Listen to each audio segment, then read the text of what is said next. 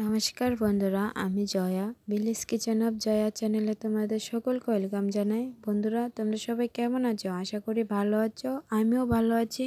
চলে এসেছি আজকে তোমাদের সাথে একটা রেসিপি শেয়ার করব। বন্ধুরা, আমি আজকে চিকেন রান্না করেছি ভিন্ন স্বাদের।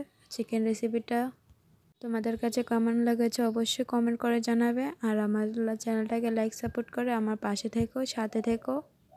চলো বন্ধুরা, আমি রান্নাটা শুরু করে দিচ্ছি। বন্ধুরা, আমি এখানে 1 কিলো চিকেন নিয়ে নিয়েছি। আমি চিকেনটাকে হলুদ আর লবণ দিয়ে ভালো করে ম্যারিনেট করে রেখে দেব। আমি এটাকে ম্যারিনেট করে রেখে দিয়েছি আধা ঘন্টার জন্য। আধা ঘন্টা পরে আমি কড়াইটা চাপিয়ে দিয়েছি। কড়াইতে জিরে দিয়ে দিয়েছি। জিরে দিয়ে এলাচ আর তেজপাতা দিয়ে দেব। দিয়ে নাড়াচাড়া করে এখন পেঁয়াজটা দিয়ে দেব। লং এলাচি এগুলি হয়ে এসেছে। আমি এখন পেঁয়াজটা দিয়ে দেব। পেঁয়াজটা দিয়ে ভালো করে লাল লাল করে ভেজে নেব পেঁয়াজটাকে। পেঁয়াজটা ভাজা হয়ে গেছে। আমি এখন এর মধ্যে পেঁয়াজ বাটা দিয়ে দেব। পেঁয়াজ বাটাটা দিয়ে একটু নাড়াচাড়া করে নেব। আমি আঁচটা মিডিয়াম রেখে দিয়েছি। এখন রসুন বাটা দিয়ে দিচ্ছি। রসুন বাটাটা দিয়ে ভালো করে নাড়াচাড়া করে নিচ্ছি। নাড়াচাড়া করে আমি মশলাটা ভালো করে কষিয়ে নিচ্ছি। এখন আদা বাটা দিয়ে দিয়েছি। তোমরা অবশ্যই আঁচটা লোতে রাখবে যাতে করে মশলাটা পুড়ে না যায়। আমার মশলাটা ভালো করে কষিয়ে নিচ্ছি। বন্ধুরা, আদা রসুনের কাঁচা গন্ধটা চলে গেছে। আমি এখন এর মধ্যে মশলা দিয়ে দেব। আমি এখানে জিরে গুঁড়া, ধনে গুঁড়া, হলুদের গুঁড়া, শুকনো লঙ্কার গুঁড়া নিয়েছি। এগুলোকে এখন দিয়ে দেব। দিয়ে বন্ধুরা একটু জল দিয়ে দেব।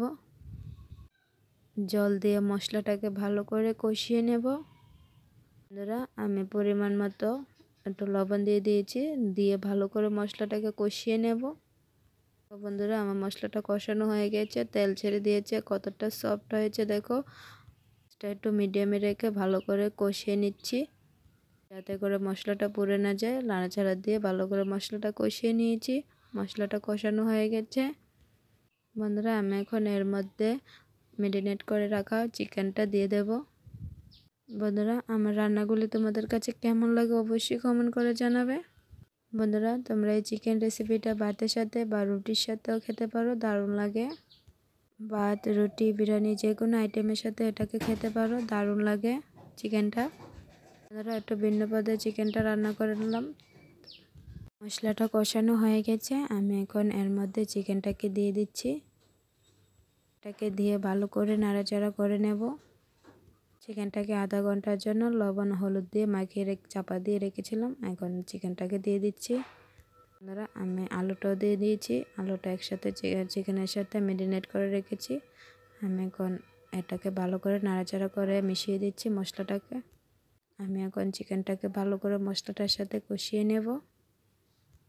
বন্ধুরা, চিকেনটা 50% কষানো হয়ে গেছে। আমি এখন এর মধ্যে চিনি দিয়ে দেব। হালকা একটু চিনি দিয়ে দিয়েছি, আধা চামচের মতো। বন্ধুরা, চিনি দেওয়ার ফলে মাংসের টেস্টটা আরও বেড়ে যাবে। চিনিটা দিয়ে ভালো করে নাড়াচাড়া করে নিচ্ছি। আমার মশলাটাও কষিয়েছে, মাংসটাও কষানো হয়ে গেছে। আমি এখন এর মধ্যে জল দিয়ে দিচ্ছি। জল দিয়ে চাপা দিয়ে রেখে দেবো 5 মিনিটের জন্য। বন্ধুরা, আমার মাংসটা 50% হয়ে গেছে। আর 50% চাপা দিয়ে 5 মিনিট ফুটিয়ে নিলে হয়ে যাবে। বন্ধুরা, এর মধ্যে টক দই দিয়েছি, তাই মাংসটা তাড়াতাড়ি সেদ্ধ হয়ে যাবে। বন্ধুরা, আমি কয়েকটা কাঁচা পেঁয়াজ দিয়ে দিচ্ছি। বন্ধুরা, পেঁয়াজটা দিয়ে চাপা দিয়ে দেব। বন্ধুরা, চিকেনের মধ্যে পেঁয়াজ কার ভালো লাগে আমাকে কমেন্ট করে জানাবে। এমন টুকরো টুকরো পেঁয়াজ কার কার খেতে ভালো লাগে। আমার কিন্তু দারুণ লাগে চিকেনের মধ্যে পেঁয়াজ থাকলে। আমি কয়েকটা পেঁয়াজ দিয়ে দিয়েছি। চিকেনের পেঁয়াজটা খেতে কিন্তু দারুণ লাগে। বন্ধুরা, আমি চাপা দিয়ে রেখে দেবো এখন 5 মিনিটের জন্য। 5 মিনিট পর বন্ধুরা, আমার চিকেনটা হয়ে গেছে। আমি এখন বাটিতে নামিয়ে নেব। বন্ধুরা, দেখো চিকেনটা কতটা লোভনীয় লাগছে আর খেতে দারুণ হয়েছিল। তোমাদের মূল্যবান সময় দিয়ে আমার ভিডিওটি দেখার জন্য তোমাদেরকে অসংখ্য ধন্যবাদ। আর সাথে থাকার পাশে থাকা অনুরোধ রইল। আর কমেন্টে জানাবে আমার চিকেন রেসিপিটা কেমন লাগে।